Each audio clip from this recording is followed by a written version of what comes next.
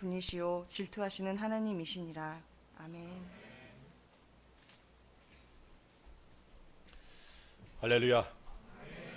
이 시간에도 우리를 너무나 사랑하시는 성삼일체 하나님께서 우리 가운데 강하게 임하시고 우리를 만져주시는 은혜의 시간, 복된 시간 되기를 우리 주 예수 그리스도 이름으로 간절히 축원합니다. 우리가 구원을 받아서 하나님의 자녀가 되었고 또 하나님의 백성이 된 것, 이것은 무엇과도 비교할 수 없는 은혜이고 복이라는 사실을 잊어서는 안 됩니다. 세상의 그 어떤 것으로 얻을 수 없는 것이 하나님의 자녀가 되는 권세죠. 이 은혜는 우리들을 사랑하셔서 독생자 예수님을 이 땅에 사람으로 보내주시고 십자가에서 우리들의 죄를 위해 죽게 하신 하나님의 사랑이 없다면 결단코 얻을 수 없는 은혜입니다. 독생자를 희생하시기까지 우리들을 사랑하셔서 자녀와 백성 삼아주신 아버지 하나님의 사랑을 찬양하며 감사하는 귀한 시간 되기를 다시 한번 주님의 이름으로 축원합니다. 사도 바울은 교회를 핍박하고 없애려고 했던 자신을 만나주시고 구원해주신 주님의 은혜와 사랑에 감사하면서 자신에게 있던 모든 것을 배설물로 여겼다라고 고백합니다. 그 어떤 지식이나 재물이나 권력도 예수님의 십자가를 알아가는 것보다, 예수님을 알아가는 것보다 귀하지 않았기 때문에 드려진 고백이죠. 모세는 예수 그리스도와 함께 고난을 받는 것을 애굽의 모든 보화보다 더 크게 여겼다, 이렇게 고백하고 있습니다. 이러한 고난과 희생은 하나님께서 준비해 주신 그 모든 것들과는 비교할 수 없다는 사실을 깨달을 때 드려질 수 있는 고백이기도 합니다. 구원을 받은 그 순간부터 우리들의 삶이 힘들고 어려운 일이 많다는 사실은 우리가 부인할 수 없죠. 그러나 분명한 사실은 영광이 우리들을 위해 준비되고 있다는 사실입니다. 성경은 다음과 같이 말씀합니다. 로마서 8장 18절에 생각하건대 현재 고난은 장차 우리에게 나타날 영광과 비교할 수 없도다. 영광의 비밀을 온전히 깨닫고 주님을 위해 받는 고난을 피하지 않는 우리 모두가 될 수 있기를 주님의 이름으로 부탁을 드립니다. 우리들의 헌신과 충성이 결코 헛되지 않다라고 성경은 말씀하고 있어요. 지난주는 요단을 건너기 위해서 우리들이 믿어야 될 하나님에 대해서 말씀을 전했습니다. 먼저 행하시는 하나님, 우리를 대신하여 싸워주시는 하나님, 그리고 우리가 기도할 때마다 가까이 해주시는 우리 하나님, 응답의 하나님이시다라고 말씀을 드렸습니다. 우리 모두에게 하나님을 알아가면서 하나님을 믿는 믿음이 더욱 자라가게 되는 귀한 은혜들이 임하기를 바랍니다. 우리가 말씀을 들을 때에 믿음으로 반응하지 않으면 안 된다는 사실을 잘 알고 있습니다. 말씀을 들어도 삶 가운데 하나님의 일하심이 일어나지 않는 경우, 그것은 말씀을 믿음과 결부시키지 않기 때문에 그렇다는 것이죠. 그래서 말씀과 삶이, 신앙과 삶이 하나가 되어야 되는 거예요. 믿음은 믿음이고 내 삶은 또 다르지, 이렇게 생각하는 사람들은 하나님의 뜻을 온전히 깨닫지 못한 사람들이죠. 그들의 삶은 하나님 없이 자기의 욕심을 따라 살아가는 삶의 모습을 보일 수밖에 없습니다. 히브리서 4장 2절에 이렇게 말씀합니다. 그들과 같이 우리도 복음 전함을 받은 자이나 들은 바 그 말씀이 그들에게 유익하지 못한 것은 듣는 자가 믿음과 결부시키지 아니함이라. 말씀을 들으면서 우리가 깨닫고 은혜가 하다면 아멘 하죠. 이 말씀, 이 아멘은 그 말씀을 따라 내가 살아가겠습니다. 순종하겠습니다. 하나님의 뜻에, 하나님의 원하는 그 뜻에 나도 동의합니다. 그런 의미예요. 오늘 은혜가 참 많았어요. 아멘입니다. 이것으로 끝나는 게 아니라 말씀을 통해 하나님을 알게 되면 그 하나님을 마음에 믿고 믿음으로 하나님께 반응하는 귀한 은혜들이 우리에게 있어야 됩니다.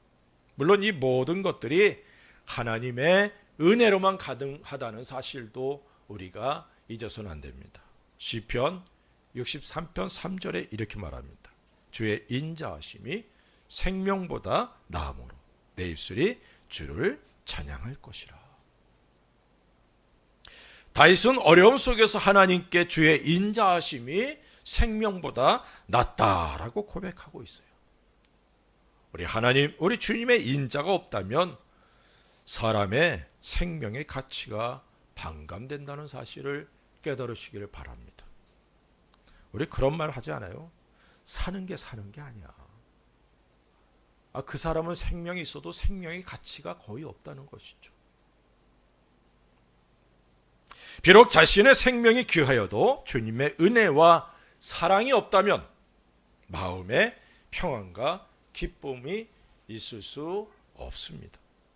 우리 모두 주님의 은혜와 사랑으로 말씀을 들을 때에 믿음으로 반응하고 그 믿음이 우리의 삶을 변화시켜 나가게 되기를 주의 이름으로 부탁을 드립니다. 오늘은 지난주에 이어서 우리 하나님이 어떤 하나님이신가, 그 하나님을 알고 우리 하나님을 향한 믿음이 더욱더 자라고 우리 하나님의 전능하심을 경험하게 되는 귀한 은혜가 있기를 주의 이름으로 축원을 드립니다. 오늘 우리가 읽은 말씀의 23절 24절에 이렇게 말씀합니다. 너희는 스스로 삼가 너희 하나님 여호와께서 너희와 세우신 언약을 잊지 말고 내 하나님 여호와께서 금하신 어떤 형상의 우상도 조각하지 말라. 내 하나님 여호와는 소멸하는 불이시요 질투하시는 하나님이시니라. 여호수아서 24장 19절에도 이렇게 말씀합니다. 여호수아가 백성에게 이르되 너희가 여호와를 능히 섬기지 못할 것은 그는 거룩하신 하나님이시요 질투하시는 하나님이시니 너희의 잘못과 죄들을 사하지 아니하실 것임이라. 이스라엘 백성을 향하여 모세는 두렵건대라는 표현을 잘 사용합니다. 이스라엘 백성으로 하여금 하나님 앞에 온전하고 그리고 하나님이 원하시는 삶을 살아가기를 원하여서 이런 표현을 쓰죠. 특히 백성들이 하나님께서 행하신 일들을 속히 잊어버리고 하나님을 떠날 것에 대한 두려움이 모세의 마음속에 있습니다. 신명기 4장 9절에 이렇게 말씀합니다. 오직 너는 스스로 삼가며 내 마음을 힘써 지키라 그리하여 내가 눈으로 본 그 일을 잊어버리지 말라. 내가 생존하는 날 동안에 그 일들이 내 마음에서 떠나지 않도록 조심하라. 너는 그 일들을 내 아들들과 내 손자들에게 알게 하라 라고 말씀하고 있습니다. 모세는 40년 광야 생활을 통해서 하나님께서 이스라엘 백성을 위해 행하신 일들을 잊어버린다면 하나님의 진노하심이 그들에게 임할 것을 경고하고 있는 것이죠. 또한 모세는 백성들이 하나님을 떠나고 하나님께서 금하신 우상들을 만들어 섬기는 것에 대한 두려움이 있었습니다. 이 사람의 마음은 쉽게 변합니다. 변함이 없을 것 같죠? 안 그렇더라고요. 하나님께서 행하신 일들에 대해 무감각해지고 그리고 주변의 환경에 마음을 빼앗겨 버리면 속히 하나님을 떠나게 됩니다. 제가 좋아하는 찬양 중에 하나가 왜 나만 겪는 고난이냐고. 그 찬양을 제가 참 좋아하는 편이에요. 왜 나만 겪는 고난이냐고. 불평하지 마세요. 고난의 뒤편에 있는 주님이 주실 축복 미리 보면서 감사하세요. 우리가 이 땅에서 살아가면서 하나님께서 내게 베풀어 주신 은혜를 잊어버리면 나도 모르게 원망과 불평이 일어나게 되는 것입니다. 하나님께서 내게 베풀어 주신 은혜들을 잊어버리는 것, 이게 얼마나 무서운 일인지 모릅니다. 왜 많은 그리스도인들이 믿음의 길에서 벗어나서 하나님의 마음을 아프게 하는 것, 하나님께서 자신에게 베풀어 주신 은혜, 사랑을 잊어버렸기 때문에 그래요. 에베소 교회가 첫사랑을 잃어버린 것처럼 이스라엘 백성들이 하나님께서 행해 주신 그 모든 것들을 잊어버리고 하나님의 은혜와 사랑에 대해서 무감각해지면 원망과 불평이 끊임없이 나오게 되고, 그리고 자신들의 욕심 때문에 우상을 만들어 섬기게 된다는 사실입니다. 이런 모습들은 이스라엘 백성들의 모습을 통해서 쉽게 확인할 수 있어요. 그렇게 모세는 이스라엘 백성을 향하여 마음을 힘써 지키라 라고 권면하고 있습니다. 모세가 갖고 있는 두려움을 높아심에 근거한 것이다, 이렇게 치부할 수도 있겠죠. 모세는 하나님에 대해서 소멸하는 불이요 질투하시는 하나님이시다, 이렇게 말씀하고 있습니다. 질투하시는 하나님이란 그의 백성 이스라엘을 너무나 강렬하게 사랑하시는 하나님의 열정적인 사랑을 강조한 표현입니다. 내가 사랑하는 그 사람이 다른 사람에게 눈이 돌아간다? 이거 볼 수 없어요. 아이, 사람이라서 그럴 수도 있지 뭐. 아마 제가 제 아내와 같이 가다가 아주 이쁘게 생긴 자매를 보면서 슬쩍 눈이 돌아가면 제 아내가 기분이 굉장히 좋을 거예요. 그죠? 당신도 남자구나, 이렇게 생각할까요? 그런 얘기를 들었어요. 혹시 모르지만 바람만 펴봐. 와, 얼마나 무서운지 몰라요.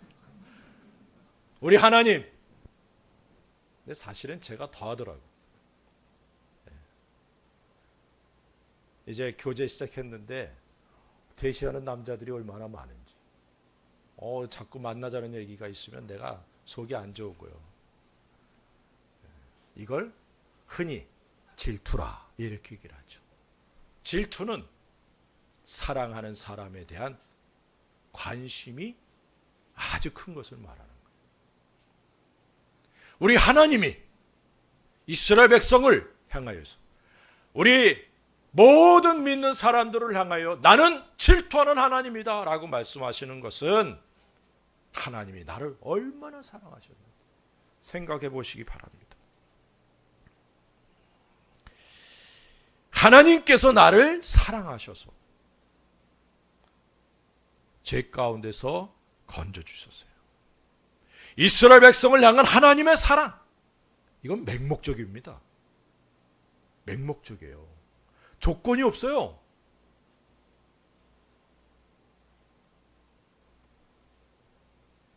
오직 이스라엘 백성 외에는 안중에 없으신 것 같은 그런 모습을 우리는 구약 성경을 통해서 볼 수 있습니다. 그런데 그 하나님이 나를 사랑하셔요. 우리를 사랑하셔요. 믿습니까? 그것도 아주 맹목적인 사랑입니다. 아주 일방적인 그런 사랑이에요. 내가 주님 사랑한다고 고백한 게 먼저입니까?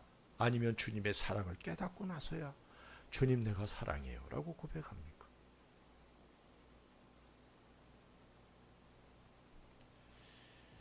그런 하나님의 사랑을 배반하고 우상을 섬긴다는 것은 하나님의 사랑이 오히려 진노와 징계 그리고 채찍으로 나타날 수 있는 그런 나타날 수 있다는 사실을 모세는 백성들로 하여금 오직 하나님만을 섬기라고 강권할 수 있는 그런 마음을 갖게 했다는 것이죠.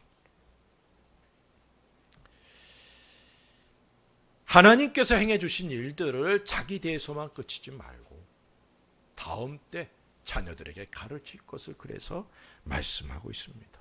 모세만 아니라 여호수아도 백성들에게 유언처럼 오직 하나님만을 섬겨라 라고 선포합니다. 그도 질투하시는 하나님, 이스라엘 백성을 너무도 사랑하시는 하나님에 대해 말씀하고 있어요. 우리는 하나님의 크신 사랑을 받은 사람입니다. 하나님께서는 독생자 예수 그리스도를 우리를 위해 사람으로 보내주시고 십자가에서 화목제물로 죽게 하셨습니다. 로마서 5장 8절에 이렇게 말씀합니다. 우리가 아직 죄인 되었을 때에 그리스도께서 우리를 위하여 죽으심으로 하나님께서 우리에 대한 자기의 사랑을 확증하셨느니라. 에베소서 2장 4절에는 이렇게 말씀합니다. 긍휼이 풍성하신 하나님이 우리를 사랑하신 그 큰 사랑을 인하여라고 말씀하고 있어요. 이 말씀들은 우리들을 사랑하신 하나님에 대해서 말씀하고 있어요. 죄인이었던 나를 사랑하셔서 독생자 예수 그리스도를 십자가에서 죽게 하신 하나님, 그 하나님의 사랑을 에베소서에서는 그 큰 사랑이라 이렇게 표현하고 있는 것입니다. 우리들이 그 큰 사랑이라 표현하고 그리고 말하고 있지만 그 큰 하나님의 사랑을 정확하게 확인할 수 있는 것은 천국에서 주님을 만날 때와 영광의 부활의 때가 아닐까 그렇게 생각을 합니다. 그 이전에는 하나님 아버지의 그 큰 사랑이란 표현을 정확하게 알지는 못할 거예요. 그렇게 세속의 물결에 쉽게 휩싸이고 자신의 욕심을 따라 살아가게 되는 겁니다. 이스라엘 백성이 쉽게 하나님을 떠나고 우상을 만들어 섬기는 일을 반복하게 된 원인이 여기에 있습니다. 하나님께서 죄인인 나를 사랑하신 그 사랑을 무엇과 비교할 수 있겠습니까? 이 큰 사랑을 받은 우리들이기에 우리들도 이스라엘 백성들과 동일하게 하나님을 온전히 섬기고 우리들 속에 있을 우상들을 제거해야 될 줄로 믿습니다. 그렇지 않으면 하나님의 질투하심이 우리들에게도 있게 된다는 사실을 깨달으시기를 바랍니다. 히브리서 12장 28절 29절에 이렇게 말씀합니다. 그러므로 우리가 흔들리지 않는 나라를 받았은즉 은혜를 받자. 이로 말미암아 경건함과 두려움으로 하나님을 기쁘시게 섬길지니 우리 하나님은 소멸하는 불이심이라. 우리가 흔들리지 않는, 영원히 흔들리지 않는 나라를 기업으로 받았습니다. 천국을 우리들에게 소유로 허락해 주신 우리 하나님의 은혜를 잊지 말고 배반하지 말고 경건함과 두려움으로 하나님을 기쁘시게 하고 내게 베풀어 주신 은혜들을 잊지 않고 감사로 영광 돌릴 수 있는 우리가 될 수 있기를 바랍니다. 하나님께서 질투하시는 것이 아니라 더 큰 은혜와 사랑으로 부어주시는 복을 받게 되기를 우리 주님의 이름으로 축원을 드립니다.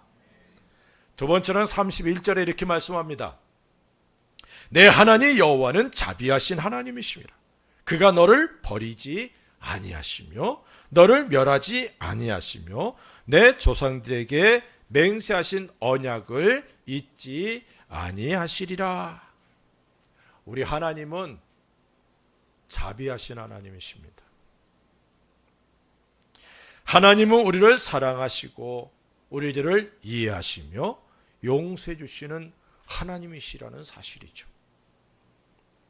하나님의 선택을 받고 하나님의 인도하심과 도우심을 받는다는 것은 하나님의 자비로 인함입니다. 하나님께서는 이스라엘 백성이 광야에서 하나님을 대적하고 불순종한 모든 것들로 인해 진노하셨지만 이스라엘 백성들을 끝까지 인도하셨고 드디어는 가나안 땅에 들어가서 그곳에서 거하게 해 주셨다는 것이죠. 그래서 우리가 자비하신 하나님에 대해서 잘 알아야 됩니다. 31절에는 세 가지로 자비하신 하나님이 어떤 분인가를 말씀하고 있어요. 첫째는 우리를 버리지 않으시는 하나님이시다, 이렇게 말씀합니다. 그가 너를 버리지 아니하시며. 이 말이 갖는 의미는 인간적인 면에서 볼 때 이스라엘 백성을 버리셔도 무방한 상태가 여러 번 있었지만 하나님께서는 그들을 버리지 않으셨다는 사실을 의미합니다. 하나님께서 우리들을 향하여 갖고 계신 사랑과 자비는 우리들의 이성으로는 이해할 수 없습니다. 하나님은 모든 것을 완벽하게 준비해 두셨고 또한 꼭두가시가 아닌 자유인으로 창조해 주신 하나님을 배신하고 선악과를 먹은 사람들이었지만 그들을 영원한 심판에서 건지시기 위해서 에덴에서 쫓아내시고 구원을 약속하셨습니다. 어떤 사람들은 그래요. 하나님이 사랑의 하나님이라고 말씀하는데 그 선악과 먹었다고 에덴에서 쫓아내? 에덴은 낙원이잖아요. 그런 하나님은 어떻게 사랑의 하나님이라고 말씀할 수 있을까? 저는 창세기 3장을 읽고 묵상하다가 에덴에서 쫓아내신 것이 사랑이구나. 거기에 보면 그런 말씀이 있어요. 저들이 손을 들어 생명 과일을 먹고 영원히 살까 하나님이 염려하셨어요. 그래서 에덴에서 쫓아내시고 에덴에 들어가서 생명 과일을 먹지 못하도록 두루도는 화영검을 두고 천사로 지켰습니다. 아주 무자비하신 하나님 같죠? 그런데 쫓아내신 데에는 분명한 목적이 있는 겁니다. 죄인으로서 생명 과일을 먹고 영원히 사는 것은 그게 복이 아니에요. 그래서 하나님은 쫓아내신 거예요. 그리고 예수 그리스도를 통해 사람들을 구원하신 겁니다. 믿습니까? 이게 사랑이에요.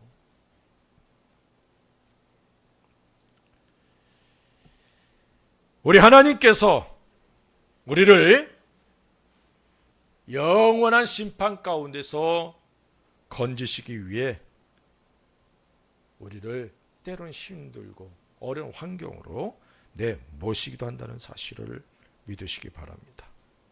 아브라함을 택하시고 이스라엘 백성에 복을 주셨고 애굽에서 건져 주셨지만 그들은 여전히 하나님을 대적하고 하나님의 마음을 아프게 하는 일들만을 행했습니다.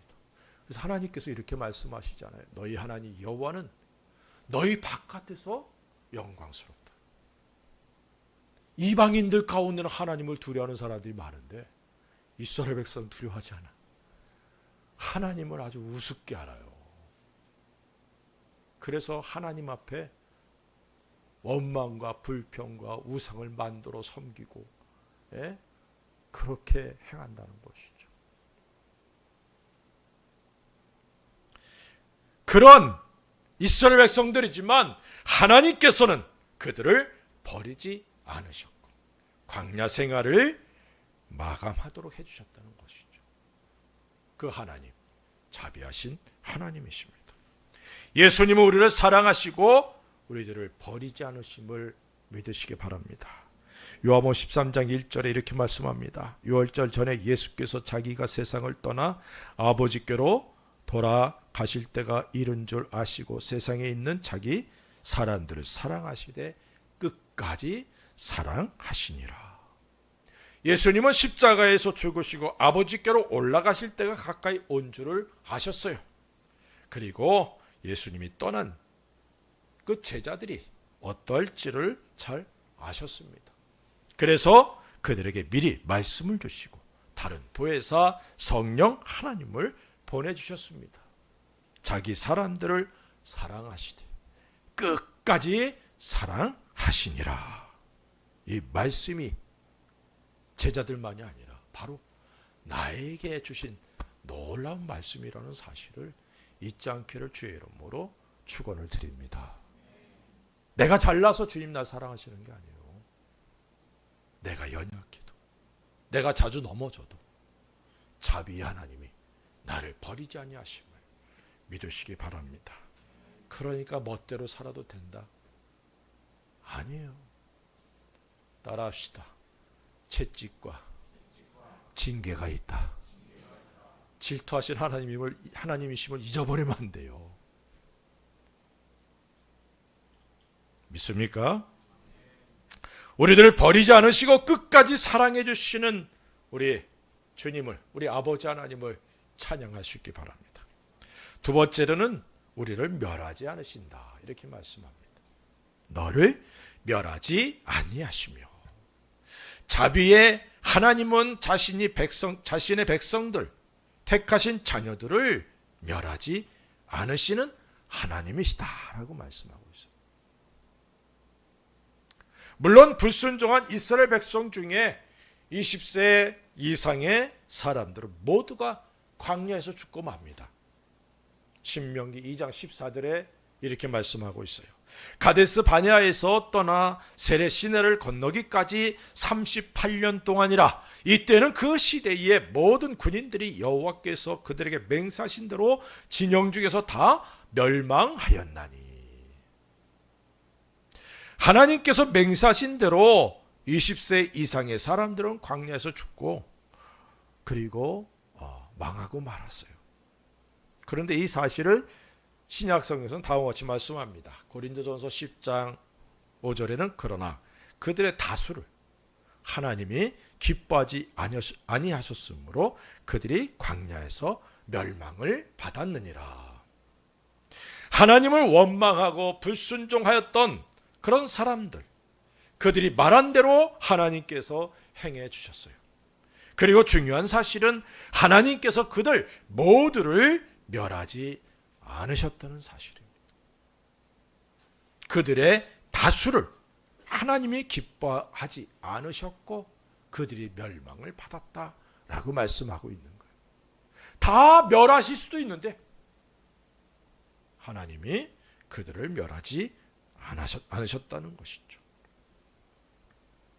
멸하지 아니하시겠다는 말씀은 이스라엘 백성들이 지금까지 건재함으로 하나님의 말씀이 이루어지고 있다는 사실을 알게 됩니다.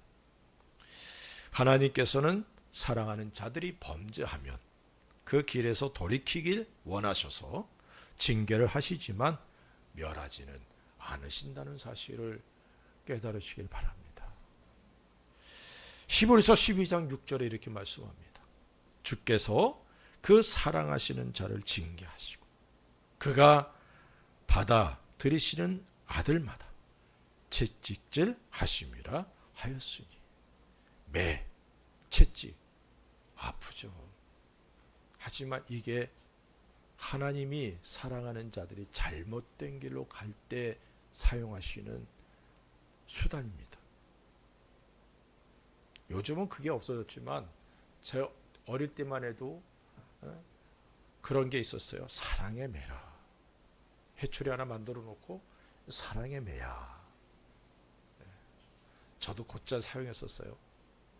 우리 아이들이 아니라 제가 학생 때 제가 이제 반장을 하면서 우리 학급 아이들을 얼마나 괴롭혔는지 몰라요.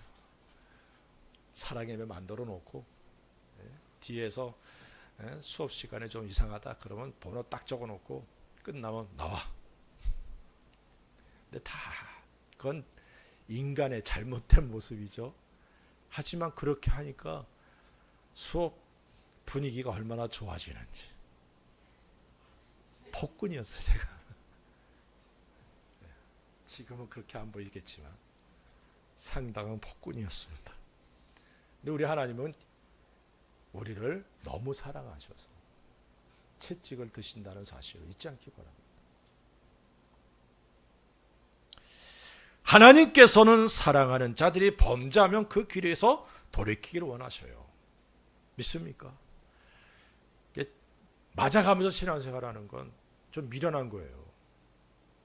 부모들은 그런 말 잘하잖아요. 왜 매를 버니 왜? 미련하게. 저희 형님하고 저하고는 좀 달라요. 저는 좀 미련해. 내가 잘못 안 했는데 뭐라 그러면 그거 내가 받아들이지 못하고 버텨. 그래가지고 맞아요. 이제 제가 어릴 때인데 저희 큰누님이 저희 형하고 나를 딱 부르더라고요. 그리고 이거 너희들 잘못했어. 그런데 난 잘못한 게 없거든요. 근데 저희 형님 벌써 튀었어. 얼른 도망가지 없어졌어. 그러니까 모든 건 나만 혼자 그냥 맞은 경험이 있습니다. 매 맞으면서 신앙생활하면 안 돼요.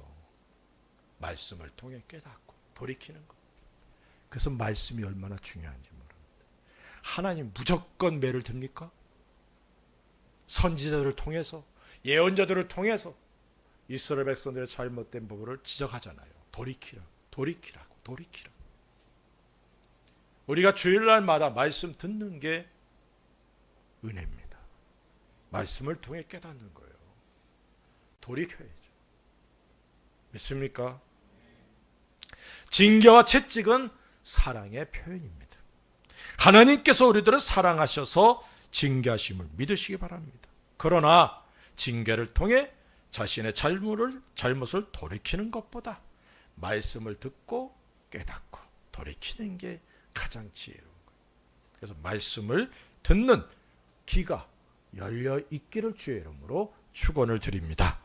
말씀을 듣고 순종하는 귀한 은혜들이 우리들에게 있어야 된다는 것이죠. 하지만 채찍을 맞고도 회개하고 돌이키지 않는다면 더 많은 매를 맞게 된다는 사실을 잊어서는 안 됩니다. 너희가 더 많은 매를 맞으려고 참는도다라고 말씀하고 있잖아요. 회개하고 돌이켜야 되는데 아주 버틴겨. 그러니까 하나님이 아수르를 들어쓰고 바벨론을 들어서 이스라엘과 유다를 멸망시키는 거예요.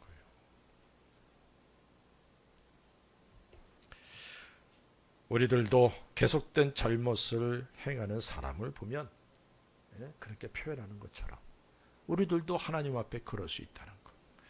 우리들의 모습이 하나님 앞에서 매를 버는 모습이 되어서는 안 된다는 사실입니다. 말씀을 들을 때에 주여 말씀하옵소서 주의 종이 듣겠나이다. 사무엘의 이런 자세가 있게 되기를 바랍니다. 이런 사람이 하나님의 복을 받게 된다는 사실도 잊지 않기를 바랍니다. 셋째로 우리 자비하신 하나님은 언약을 이루시는 하나님이시다라고 말씀하고 있어요. 내 열조에게 맹세하신 언약을 잊지 아니하시리라. 자비 하나님께서는 죄인인 우리들에게 은혜를 베푸시길 원하셔서 언약을 맺어 주셨습니다. 언약이란 약속이잖아요. 하나님께서 은혜를 베푸시고 복을 주시길 원하셔서 허락하신 것이죠. 아브라함을 부르시고 그에게 약속하신 내용들 모두가 단지 아브라함이 부르심에 순종할 때 주어지는 것들입니다. 아브라함에게 절대로 손해가 되지 않는 계약이었어요. 하나님의 사랑에 근거한 사랑과 은혜의 언약들이었다는 사실입니다. 믿습니까? 물론 하나님의 징계가 있기도 하지만 그것도 우리를 사랑하시는 하나님의 표현이라는 사실을 우리가 잊어서는 안 되죠.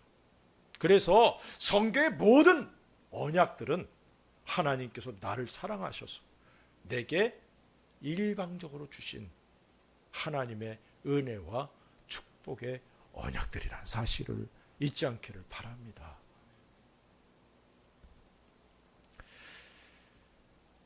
아브라함이나 그 자손들 그리고 지금의 우리들이 하나님 앞에 부족하고 허물이 많다 할지라도 우리들과의 언약을 기억하시고 이루어 주시는 하나님이심을 믿으시기 바랍니다.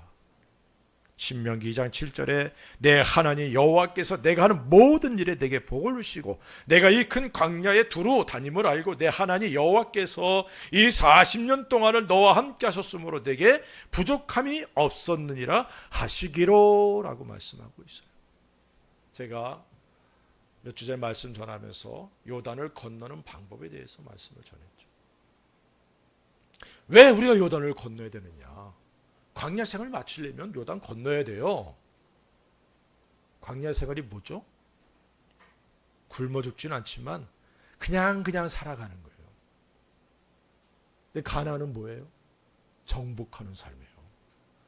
우리가 이때서 구원받고 그냥 구원받은 것으로 만족하고 살아가기를 원합니까? 아니잖아요. 하나님이 우리를 택하신 것은 광야 생활에서 끝나기를 원해서 택하신 게 아니거든요. 요단을 건너고 가나안을 정복하기를 원하셨기 때문입니다. 그렇기에 우리들이 하나님께서 말씀하신 언약들을 잊지 말고 하나님의 말씀에 순종하는 그런 우리가 되어야 될 줄로 믿습니다. 이스라엘 백성이 40년 광야 생활을 한 것은 그들의 죄로 인함이죠. 그런데도 광야 생활을 통해 하나님께서 백성들과 함께 해주셨고 부족함이 없게 해주셨다. 이렇게 말씀하고 있어요. 이런 모든 일들은 아브라함에게 언약하신 것을 이루시는 하나님의 자비하심을 보여주는 겁니다. 아브라함 조상 잘 둬서, 다윗이란 조상 잘 둬서 유대 임금들이 하나님의 자비하심을 입잖아요. 아브라함의 자손들이 하나님의 자비하심을 입잖아요.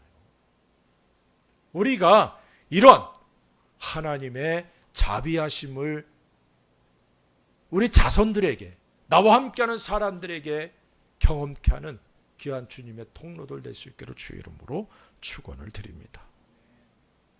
세 번째는 39절에 이렇게 말씀합니다. 그런즉 너는 오늘 위로 하늘에나 아래로 땅에 오직 여호와는 하나님이시요 다른 신이 없는 줄을 알아 명심하고. 여호수아서 2장 11절은 이렇게 말씀합니다. 우리가 듣자 곧 마음이 녹았고 너희로 말미암아 사람이 정신을 잃었나니 너희의 하나님 여호와는 위로는 하늘에서도 아래로는 땅에서도 하나님이시니라. 우리 하나님은 상천하지에 오직 한 분이신 유일하신 하나님이십니다. 이 땅에는 신이라 불리우고 숭배를 받는 것들이 얼마나 많은지 모릅니다. 그러나 그 모든 것들은 우상이고 피조물이죠. 하나님은 창조주 하나님이시고 지금도 모든 만물을 주관하시는 분입니다. 모세는 이스라엘 백성들에게 여호와 하나님만이 유일하신 하나님이심을 강조하고 있습니다. 이스라엘 백성들은 광야 생활을 통해서 하나님께서 자신들과 함께 하시는 것을 보았습니다. 구름 기둥 불 기둥으로 아침마다 만나로 때를 따라 반석에서 생수가 나오므로 그렇기에 그들의 마음에는 당연히 하나님 한 분만이 계셨어요. 이 광야 생활의 유익이 그겁니다.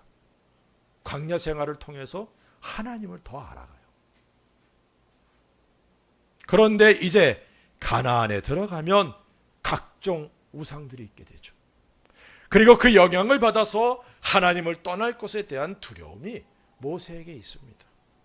모세의 두려움대로 백성들은 가나안에 들어간 후 오래가지 않아서 하나님을 떠나게 되죠.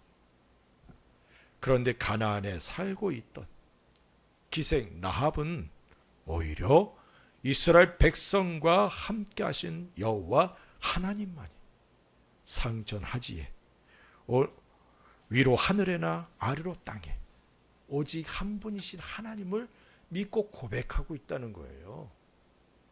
모세 이외에 이스라엘 백성 중에 하나님에 대해 이렇게 고백한 사람은 라합밖에 없다는 거예요. 이방인이었던 그 여자가. 이런 믿음의 고백과 더불어 자신의 생명을 걸고 두 명을 보호했기 때문에 가족들과 함께 여리고성이 멸망당할 때 구원을 받았고, 그리고 예수님의 족보에 들어가는 놀라운 복을 받지 않았습니까? 우리가 섬기는 하나님은 창조주이시고 그 누구와도 비교할 수 없는 유일하신 하나님이심을 믿으시기 바랍니다. 우리 주님이 가르쳐주신 기도에도 이름이 거룩히 여김을 받으시오며 라고 기도하죠.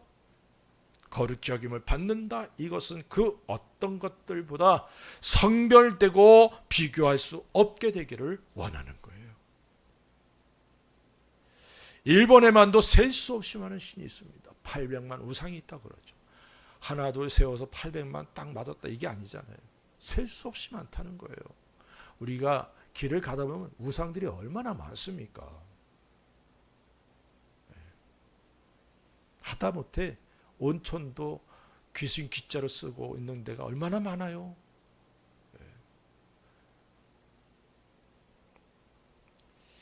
그러나 중요한 것은 그 어떤 것들도 우리가 믿는 하나님과 비교할 수 없다는 사실입니다. 그렇기에 이런 믿음을 갖고 강하고 담대하게 그리스도의 증인으로서 사명을 감당하며 우리의 생사화복을 주관하시는 하나님께 자신을 맡기고 주님을 위해 희생하며 헌신할 수 있는 귀한 믿음의 사람들 되시기를 바랍니다. 하나님을 온전히 알고 믿는 믿음의 소유자들이 되시기를 바랍니다. 하나님을 알고 믿는다는 것, 하나님의 말씀을 믿는다는 것을 의미하죠. 말씀을 통해 하나님을 알고 하나님을 믿는 믿음의 사람들이 되십시다. 질투하신 하나님, 자비가 무한하신 하나님, 상천하지에 유일하신 하나님을 믿는 온전한 믿음의 사람들이 되십시다. 이러한 믿음의 소유자들이 되어서 삶 가운데 우리 하나님께 영광과 찬양을 돌리고 풍성한 열매를 맺는 복된 성도들 되시기를 우리 주 예수 그리스도 이름으로 간절히 축원합니다.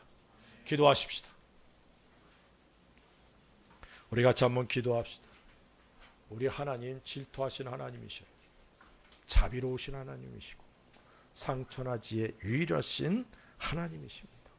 주여, 내게 이 믿음을 더해 주시고 삶에 주님의 은혜를 경험하게 도와주옵소서.